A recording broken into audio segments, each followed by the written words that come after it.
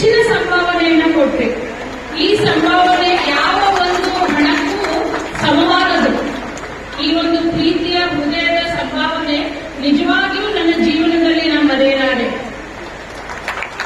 ಅನೇಕ ಕಾರಣಗಳಿಂದ ನಮ್ಗೆ ಒಳ್ಳೆಯ ಬೆಳಗುಡು ಸಮಾರಂಭ ಆಗಲಿಲ್ಲ. ಯಾಕಂದ್ರೆ ನಿಮ್ಗೆ ಗೊತ್ತುಂಟು, ಒಂದು ರೀತಿ ರಾಣಿಯ ಒಂದು ಉಪಚಾರ ಅನ್ಬೋದು. ಯಾಕಂದ್ರೆ ಮೀಟಿಂಗ್ಸ್ ಇತ್ತಂದ್ರ ಅವ್ರು ಏನ್ ಹೇಳ್ತಾ ಇದ್ರು ನಮ್ಮ ಪ್ರಧಾನ ಗುರುಗಳು, ಇಲ್ಲ ಮೇಡಮ್ ನಾವೆಲ್ಲ ನೋಡ್ಕೊಳ್ತೀವಿ, ನೀವು ಹೋಗ್ಬಿಡ್ರಿ ಅಂತಿದ್ರು ಈ ರೀತಿ. ಆಮೇಲೆ ನಂಗೆ ಅವಾಗ ಬಹಳ ಚಿಕ್ಕ ಮಕ್ಕಳು, ನನ್ನ ಸಾರಿ ನಮ್ಮ ಒಬ್ಬನೇ ಮಕ್ಕಳು ಅವಾಗ 2 ತಿಂಗಳು ಮಾತ್ರ ಇತ್ತು.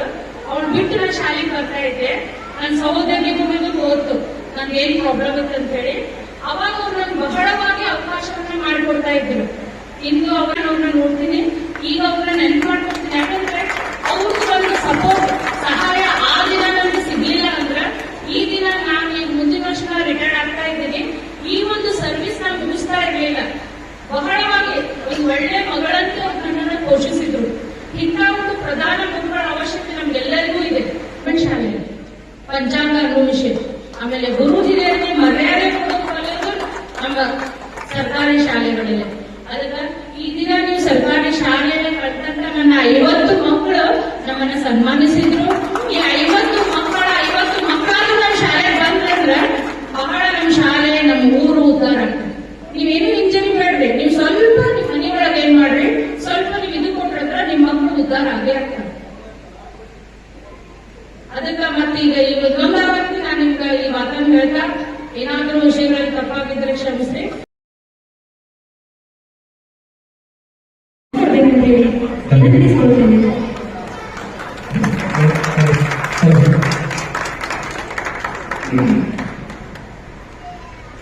ಹಿರಿಯ ಶಿಕ್ಷಕರ ಮಾರ್ಗದರ್ಶನದಲ್ಲಿ ಕಲಿಯುತ್ತಾ ಕಲಿಸಿದ ತವರೂರಾದ ಹುಗ್ನಿಕೇರಿಯಲ್ಲಿ ಇವತ್ತಿನ ದಿವಸ ಗುರುವಂದನಾ ಕಾರ್ಯಕ್ರಮ ಹಮ್ಮಿಕೊಂಡಂತ ಈ ಕಾರ್ಯಕ್ರಮದ ವೇದಿಕೆಯಲ್ಲಿ ನಿಂತ ಎಲ್ಲ ನಮ್ಮನ್ನ ಗುರುಮಾತೆಯರಿಗೆ ನಮಸ್ಕಾರಗಳು.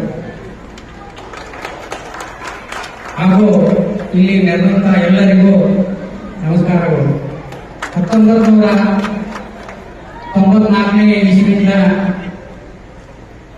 2006ರವರೆಗೆ ನಿಮ್ಮೂರಲ್ಲಿ ಅಂದ್ರೆ ನನ್ನ ತವರು ಮನೆ ಇದ್ದ ಹಾಗೆ, ಹೆಣ್ಮಕ್ಳು ಹೇಳಿದ್ರೆ ಸಾಮಾನ್ಯವಾಗಿ ತವರು ಮನೆ ಅಂತ ಹೇಳಿ, ಅದೇ ರೀತಿ ಈಗ ನಾನು ಕೂಡ ಹೇಳ್ತೀನಿ. ಯಾಕೆ ಹೇಳ್ರಿ, ನನ್ನ ಹೊಸ ನೌಕರಿ ನಿಮ್ಮೂರಿನ ಪ್ರಾರಂಭ, ನಿಮ್ಮೂರಲ್ಲೇ ನನ್ನ ನೌಕರಿ ಪ್ರಾರಂಭ. ಆದ್ದರಿಂದ ಇಲ್ಲಿ ಕಲಿಯುತ್ತಾ ಕಲಿಸುತ್ತಾ ನಾನು ಅನೇಕ ವಿಚಾರಗಳನ್ನು ಕಲ್ಕೊಂಡೆ. ಇಲ್ಲಿ ಕಲಿಸಿದವರು ಎಲ್ಲಿದ್ದರೂ ಕೂಡ ನೌಕರಿ ಮಾಡ್ತಾರಂತ ವಾಡಿಕೆ ಗೊತ್ತಿರಲಿ. ಕಲಘಟಗಿ ತಾಲೂಕಿನಲ್ಲಿ, ಅದರಲ್ಲಿ ಹುಗ್ನಿಕೇರಿಯಲ್ಲಿ ಶಿಕ್ಷಕರಾಗಿ ಸೇವೆ ಸಲ್ಲಿಸಿದಂತ ಶಿಕ್ಷಕರು ಬೇರೆ ಎಲ್ಲಿ ಬೇಕಾಗಲಾಗಲಿ ಅವರು ನೌಕರಿ ಮಾಡ್ತಾರೆ ಅನ್ನೋ ಒಂದು ಗ್ಯಾರಂಟಿ. ಯಾಕಂದ್ರೆ ಅನುಭವ, ಪ್ರೀತಿ, ವಿಶ್ವಾಸ, ಹೊಂದಾಣಿಕೆ, ತಾಳ್ಮೆ, ಸಹಕಾರ ಎಲ್ಲವನ್ನು ಕೊಡುವಂತಹ ಈ ಊರಲ್ಲಿ 13 ವರ್ಷಗಳ ಸೇವೆ ಸಲ್ಲಿಸಿ, ಈ ಸೇವೆಯಲ್ಲಿ ನನಗೆ ಪ್ರಾರಂಭದಲ್ಲಿ ನನ್ನ ಹಿರಿಯ ಶಿಕ್ಷಕರು ಸಹಕಾರ ನೀಡಿದರು. ಅದೇ ರೀತಿಯಾಗಿ ನಾನು ಕೂಡ ನಿಮ್ಮ ಜೊತೆ ಬೆರೆತು ಅನೇಕ ಮಕ್ಕಳಿಗೆ ಅಂದ್ರೆ ಹೊಸ ನೌಕರಿ ಏನು ಗೊತ್ತಿರಲಿಲ್ಲ, ಆದರೂ ಕೂಡ ಶಿಕ್ಷೆಯನ್ನು ಕೊಡುತ್ತಾ ಕೆಲವು ಮಕ್ಕಳಿಗೆ ಬಹಳ ಶಿಕ್ಷೆ ಅಂದ್ರೆ ವೈಯಕ್ತಿಕ ಶಿಕ್ಷೆ ಅಲ್ಲ, ನನ್ನ ಕಲಿಕೆಯಲ್ಲಿ ಬರುವಾಗ ಎದುರಾಗುವ ಸಮಸ್ಯೆಗಳಿಗೆ ಶಿಕ್ಷೆಯನ್ನ ಕೊಡ್ತಾ ಇದ್ದೆ. ಅವಾಗ ಹಂಗಿತ್ತು, ಇವಾಗ ಹಂಗಿಲ್ಲ. ಶಿಕ್ಷೆ ಕೊಡುವುದು ಅವಾಗಿತ್ತು, ಈಗಿಲ್ಲ. ಬಹಳ ವಿದ್ಯಾರ್ಥಿಗಳು ದಯಮಾಡಿ ನನ್ನ ಮಾತನ್ನು ಅರ್ಥ ಮಾಡಬೇಕು. ಬಹಳ ವಿದ್ಯಾರ್ಥಿಗಳು ಶ್ರಮಿಸಬೇಕು. ಅವ್ರು ಎದುರು ಬಂದರೆ ನನಗೆ ನೋವಾಗ್ತದೆ. ಯಾಕೆಂದ್ರಪ್ಪ ಏನು ಬಹಳ ಹೊಡೆದಿದ್ನಲ್ಲ, ಕಿಟಕಿ ಹೊಡೆದಿದ್ನಲ್ಲ, ಅದ ಕಟ್ಟಿದ್ನಲ್ಲ ನಿಜವಾಗಿ ನಾ ಮಾಡಿದ್ಮೇಲೆ ನಮ್ಗೆ ಅನಿಸೋದು ನನಗೆ ಹೌದು ಅಲ್ಲ ಅಂತ ಅನ್ಸಕತ್ತೆ. ಮಾಡಿದ್ದೇ ಇಲ್ಲ ನಾನು ಧ್ವಜವನ್ನು ಕೂಡ ಏರಿಸಿದ್ದೆ. ಯಾಕೆ ಮಾಡಿದ್ನಿ? ಮಕ್ಕಳು ಶಾಲೆ ಕಲಿಗೆ ಅವಾಗಿತ್ತು, ಇವಾಗಿಲ್ಲ. ಇವಾಗ ಏನಾದ್ರೂ ಕೂಡ ಸಮಸ್ಯೆ ಆಗ್ತದೆ. ಇವಾಗ ಶಾಲೆಗೆ ಬರಲಿಲ್ಲ ಅಂದ್ರೆ ಪಾಲಕರು ಕಲಿಸಿದ್ರು, ಪಾಲಕರು ಹಿಡಿದ್ರು ಹೋದ್ರೆ ಅಂತಿದ್ರು. ಅವಾಗ ಹುಡುಗ ಓಡುತ್ತಿದ್ದ, ಮದುವೆ ಹೋಗ್ತಿದ್ದ, ಬರೀ ಬೇರೆಯಲ್ಲಿ ನೋಡುತ್ತಿದ್ದ. ಅವಾಗ ಕೆಲವು ಹುಡುಗ ಕರ್ಕೊಂಡು ಹೋಗಿ ಅವ್ರು ಕರ್ಕೊಂಡು ಬಂದು ಶಾಲೆಯಲ್ಲಿ ಉದಾಹರಣೆ ಗೊತ್ತಿರಬೇಕು ವಿದ್ಯಾರ್ಥಿಗಳು. ಅದಕ್ಕೋಸ್ಕರ ನಾನು ಹೇಳ್ತೇನೆ, ಮತ್ತೊಂದ್ಸಲ ನಮಗೆ ಕ್ಷಮೆಯನ್ನ ಕೇಳ್ತೇನೆ. ಕೇಳುವಂತ ಮಾತಲ್ಲದು. ಇವತ್ತಿನ ದಿವಸ ಇಲ್ಲೇ ನಿರ್ದಂತ ಎಲ್ಲ ಸನ್ನಿವೇಶ ನೋಡಿ ನನಗೆ ಬಹಳ ಸಂತೋಷ ಆಗ್ತದೆ. ಯಾಕೆ ಹೇಳ್ರಿ, ಅವಾಗಿದ್ದ ವಿದ್ಯಾರ್ಥಿಗಳು ಈ ಸಿಕ್ಕಾಗಲ್ಪ ಅಂತ. ಅವಾಗ ಕನಿಷ್ಠ 21 ವರ್ಷಗಳ ಹಿಂದಿಂದು ಇವಾಗ ನೋಡಕತ್ತೀನಲ್ಲ, ಬಹಳ ಖುಷಿ ಆಗ್ತೈತಿ. ಈ ಖುಷಿಯೊಂದಿಗೆ ಸರ್ ಪುನರ್ ಟೀಚರು ಹಾಗೂ ಸಮೂಹ ಟೀಚರ್ ಹೇಳಿದಾಗ ಅವರ ಆಶೆಯನ್ನ ಈಡೇರಿಸಿರಿ ಅಂತ. ಏನದ ಆಶೆ?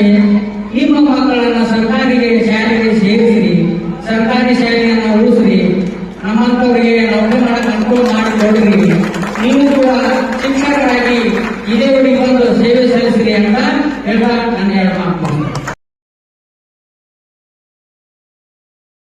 ಯಾರಿಗೆ ಗುರುವಾದ ತಮ್ಮ ಅನಿಸಿಕೆಗಳನ್ನ ಹಂಚಿಕೊಳ್ಬೇಕಂತ ಹೇಳಿ ವಿನಂತಿಸಿಕೊಳ್ತೇನೆ.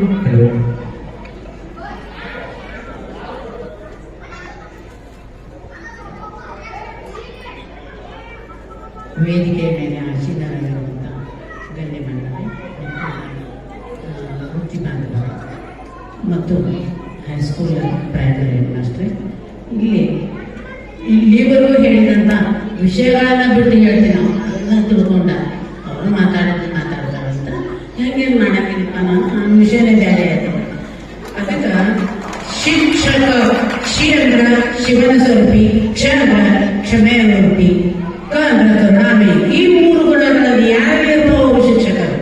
ಶಾಲೆ ಬಂದು ಹುಡುಗರು ದಬಾ ದಬಾ ಹೊಡ್ತಾರೆ, ಮಗನೇ ನಾಳಿನ ದಿವಸ ಬರ್ತಿಲ್ಲೋ ಅನ್ನೋಂಥ ಶಿಕ್ಷಕರು ಯಾರು ಇಲ್ಲ.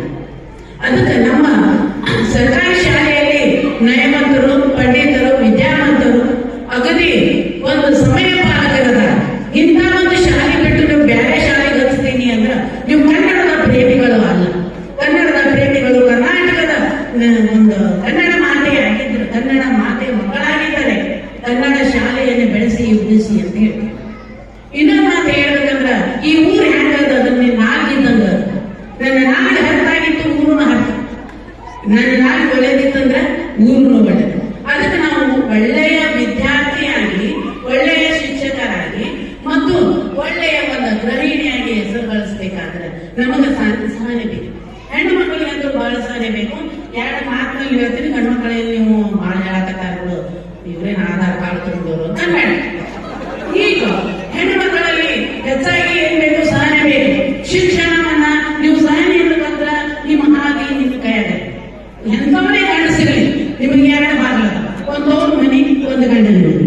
ತವ್ರ ಮನಿ ಬಾಗಿಲು ಯಾವಾಗ ಚೆನ್ನಾಗಿ ತೆಗೆದಿರ್ತದ ಅಂದ್ರ ಗಂಡನ ಮನೆಯಲ್ಲಿ ಚೆನ್ನಾಗಿ ಬಾಳಿದ್ರ ತವ್ರ ಮನೆ ಬಾಗಿಲು ತೆಗೆದಿರ್ತದ. ಗಂಡನ ಮನೆ ಬಿಟ್ಟು ತವ್ರ ಮನೆಗೆ ಹೋಗಿ ಏನಿರ್ತಾರೆ, ಯಾವಾಗ ಸಂಗತ, ಯಾವಾಗ ಹೋಗಿ ಬಂದ ಬಿಡ್ತಾರೆ. ಅದಕ್ಕೆ ದಯವಿಟ್ಟು ಹೆಣ್ಮಕ್ಳು ಸಹನೆ ಮೂರ್ತಿ ಆಗ್ಲಿ, ಮಕ್ಕಳ ಶಿಕ್ಷಣ ಕಡೆಗೆ ನೀವು ಗಮನ ಕೊಡ್ಬೇಕು. ಮನ್ಯಾಗ ಸದಾ ಕೆಲಸ ಮಾಡಿ ಹೈರಾಣಾಗಿ ಏನ್ ಇದು ಮಾಡ್ತೀನಿ ಅಲ್ಲ. ಒಂದು ಕಲಿತ ನಾರಿ, ಹೆಣ್ಣೊಂದು ಕಲಿತಾರೆ ಶಾಲೆಯನ್ನು ತೆಗೆದಂತೆ, ಗಂಡೊಂದು ಕಲಿತಾರೆ ಶಾಲೆ ಏನಾದಂತೆ, ಮುಚ್ಚಿದಂತೆ. ನಾವು ಇಬ್ರು ಸರಿ ಸಮಾನ. ಹೆಣ್ಣೊಂದು ಕಲಿತಾರೆ ಶಾಲೆ ತೆಗೆದಂತೆ, ಗಂಡೊಂದು ಕಲಿತಾರೆ ಮನೆ ಉದ್ಧಾರ ಆದಂತೆ. ನೀವೇನು ಮುಚ್ಚದಂತ ತಿಳ್ಕೋಬೇಕು. ನನ್ನ ಗಂಡು ಹೆಣ್ಣು ಅಂದ್ರೆ ಸರಿ ಸಮಾನ, ಯಾವತ್ತೂ ಭೇದಭಾವ ಮಾಡಿ ನನಗಲ್ಲಿ. ನಾನು ತುಮಕೂರು ಜಿಲ್ಲಾ ಸಿರದಾರದಿಂದ ಬಂದಿದ್ದೇನೆ. ಇಲ್ಲಿ ಬಂದಾಗ ಅರ್ಸರಿ ಸರ್ ಗುರುಗಳಿದ್ರು, ಬಡಗೇರಿ ಗುರುಗಳಿದ್ರು, ಆಮೇಲೆ ಪಾಟೀಲ್ ಗುರುಗಳಿದ್ರು. ಪಾಟೀಲ್ ಗುರುಗಳಿಗೆ ಟ್ರಾನ್ಸ್ಫರ್ ಆಗಿ ಅವ್ರ ಜಾಗಕ್ಕೆ ನಾನು ಬಂದೆ. 3 ಜನ ಇದ್ರು.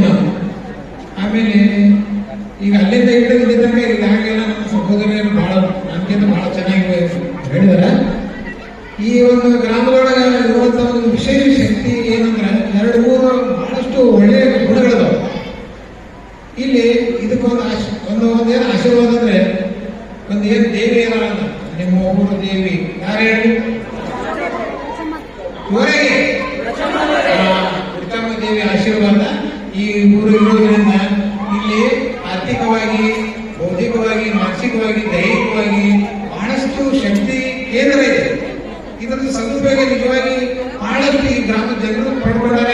ಈ ಆ ಒಂದು ಆಶೀರ್ವಾದ ನಮಗೂ ಇಲ್ಲಿ ಕೆಲಸ ಮಾಡಿದಂತ ಎಲ್ಲ ನಮ್ಮ ಗುರುಗಳಿಗೂ ಸಿಕ್ಕಿದೆ. ಇಲ್ಲಿ ನಾನು ಪಿ ಟೀಚರ್ ಅಲ್ಲ, ಆದ್ರೆ ನಾನು ಬಂದಾಗ ಕ್ರೀಡಾ ಆಸಕ್ತಿ ಇರೋದ್ರಿಂದ ಇಲ್ಲಿ ಒಂದು ಶಕ್ತಿ ಇರೋದ್ರಿಂದ ಈ ಶಕ್ತಿ ಒಂದು ಮೂಲಕ ನಾನು ಸುಮಾರಾಗಿ 4 ಸರಿ ನಾನು ರಾಜ್ಯ ಮಟ್ಟಕ್ಕೆ ಈ ನನ್ನ ವಿದ್ಯಾರ್ಥಿಗಳು ನನಗೆ ರಾಜ್ಯ ಮಟ್ಟಕ್ಕೆ ಕರ್ಕೊಂಡು ಹೋದ್ರು. ಅವ್ರಿಗೆ ಅವ್ರ ಪಾಲಕರಿಗೆ ಇಬ್ಬರಿಗೆ ನಾನು ಧನ್ಯವಾದಗಳು.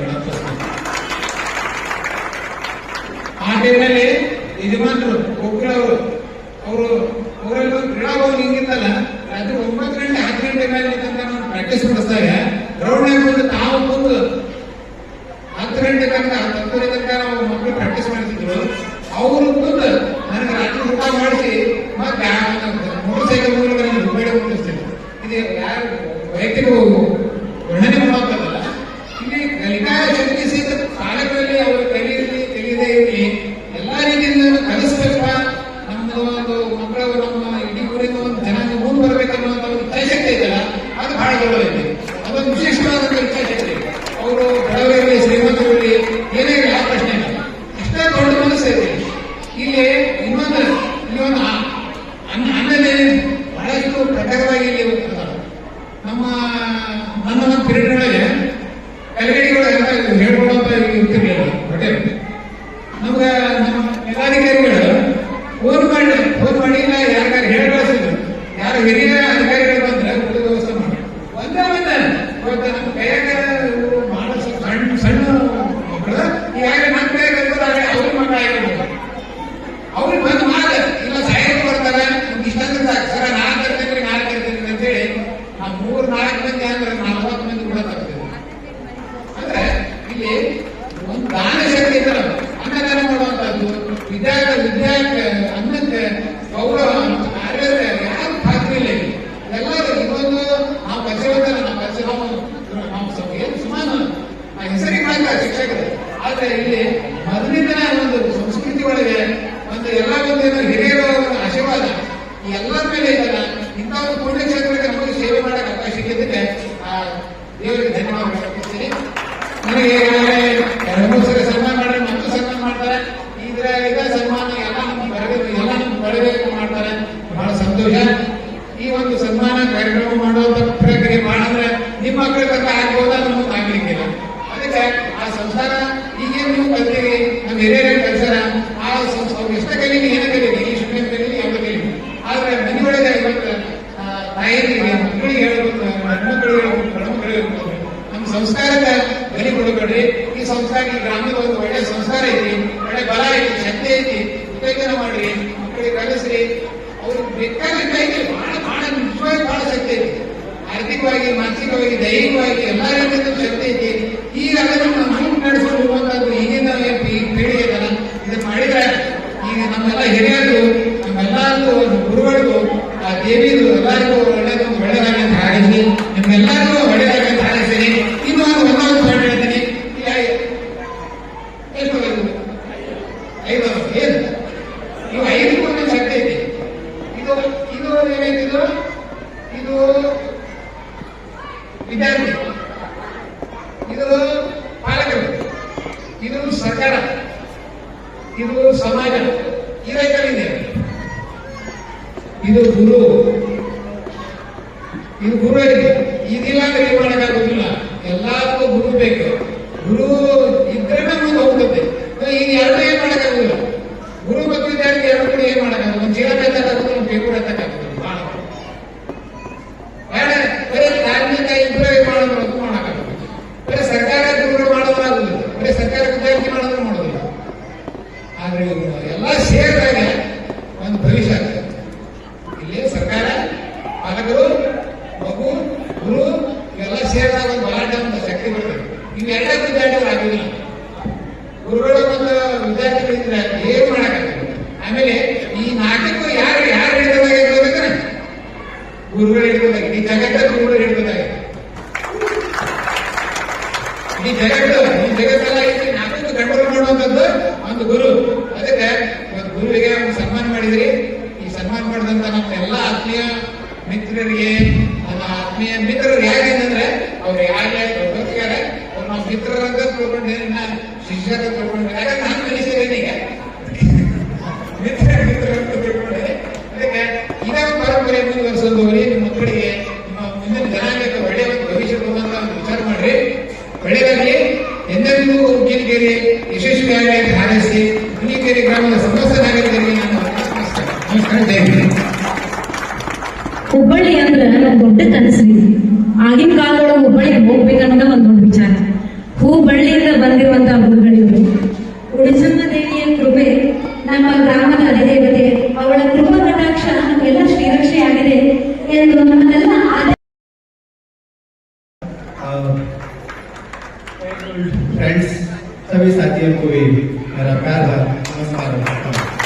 और आते हुए सभी मेहमानों को भी मेरा प्यार और नमस्कार। ಈ ಸಂದರ್ಭವನ್ನು ನೋಡಿದ್ರೆ ಬಹಳ ಅದ್ಭುತ. ಎಲ್ಲೂ ಕಂಡ್ಲಿ ನಾನೊಂದು 25 ವರ್ಷ ಸರ್ವಿಸ್ ನೋಡಿದೆ ಅಂತ ಒಂದು ಕಾರ್ಯಕ್ರಮವನ್ನು ನೋಡಿದ್ರೆ ನಾನು 1999 24 ನವೆಂಬರ್ ತಿಂಗಳಲ್ಲಿ ನಾನು ಈ ಶಾಲೆಗೆ ನನ್ನ ಮಾತೃ ಶಾಲೆಗೆ ನಾನು ಹಾಜರಾದೆ. ಆ ಒಂದು ಸಂದರ್ಭದೊಳಗೆ ನನ್ನ ಮನೆತನದ ಪರಿಸ್ಥಿತಿ ಬಹಳ ಗಂಭೀರ. ನಮ್ಮ ತಂದೆಗೆ ನಾವು 4 ಮಕ್ಕಳು, ಟೋಟಲ್ ಆಗಿ ಸುಮಾರು 22 ಜನ ಫ್ಯಾಮಿಲಿ ಮೆಂಬರ್. ದುಡಿದ್ರೆ ನಾನು ಅಷ್ಟರೊಳಗೆ ಒಬ್ಬರು ನಾನೇ ನನ್ನ ಸಾಲಿಗೆ ಕಲ್ತಾನು.